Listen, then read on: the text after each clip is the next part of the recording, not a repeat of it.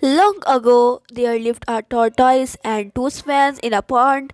They were very good friends. The tortoise was very talkative.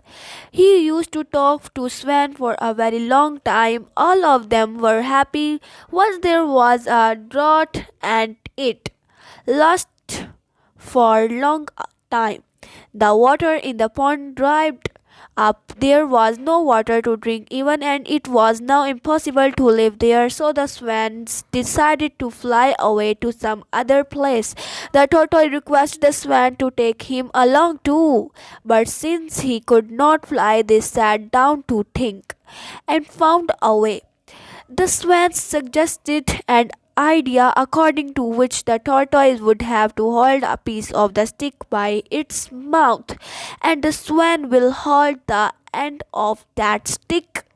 They want the tortoise to not talk. During their journey, the tortoise promised, and the three friends set out to fly. On their way, they crossed several villages. Many villagers saw the tortoise and made fun of the tortoise. This enraged the tortoise, and he could not control himself. He opened his mouth to speak. He fell down and died. The swans were shocked to see their friend die.